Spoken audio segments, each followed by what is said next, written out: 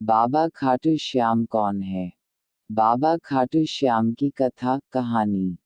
खाटू श्याम मंदिर कहाँ है? बाबा खाटू श्याम कौन है? बाबा खाटू श्याम की कथा महाभारत से संबंधित है।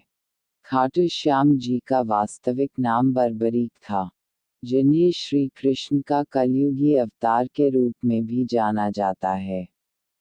बर्बरीक खाटू श्याम पांडुपुत्र भीम के पौत्र तथा भीमपुत्र घटोत्कच के पुत्र थे।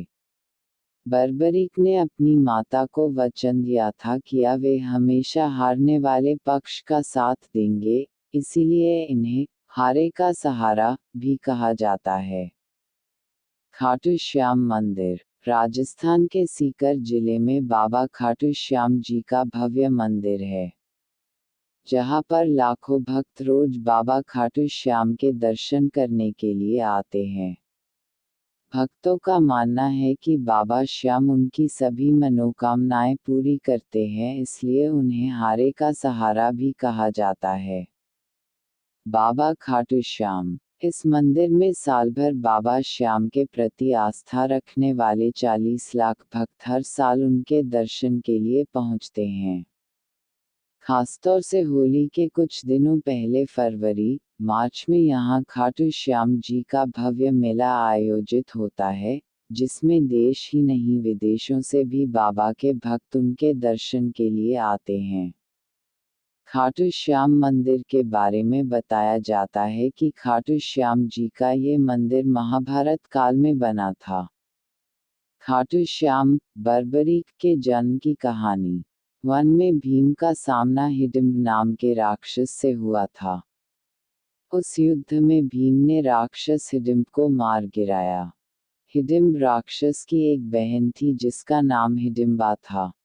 हिडिंबा भीम के पराक्रम से उस पर मोहित हो गई और माता कुंती से आग्रह किया कि वह भीम से विवाह करना चाहती हैं।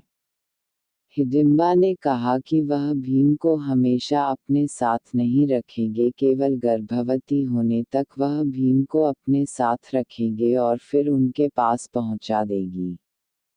भीम और हिडिंबा का एक पुत्र पैदा हुआ जिसका नाम घटोत्कच था। घटोत्कच की मुलाकात अपने पिता भीम से तब हुई जब पांचों पांडव पत्नी द्रौपदी के साथ 12 वर्ष के वनवास पर निकले थे। भीम के पुत्र घटोत्कच का एक पुत्र हुआ जिसका नाम बर्बरीक रखा गया।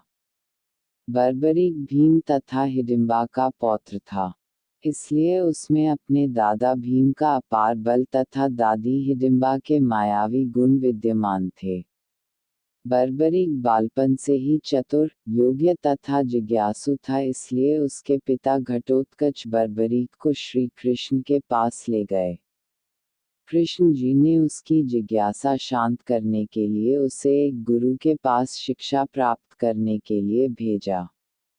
अंत में उनकी जिज्ञासा शांत करने के लिए उनके गुरु ने बर्बरीक को मां दुर्गा की तपस्या करने को कहा। बर्बरीक के 3 तीर। बर्बरीक ने कड़ी तपस्या करके मां दुर्गा को प्रसन्न किया और उनसे वरदान में 3 दिव्य तीर प्राप्त किए। यह तीनों तीर इतने अधिक शक्तिशाली थे जिनसे बड़े से बड़े युद्ध को पल भर में समाप्त किया जा सकता था। पहला तीर अपने अनगिनत लक्ष्य को भी चिन्हित कर सकता था। उसके बाद दूसरा तीर चिन्हित लक्ष्य पर सीधा वार करता तथा तीसरा तीर चलने पर वहां पर मौजूद हर वस्तु को नष्ट कर देता। बर्बरीक के 3 तीरों को बात सुनकर उनकी माता ने उनसे एक वचन मांगा था कि वह हमेशा कमजोर पक्ष का साथ देंगे।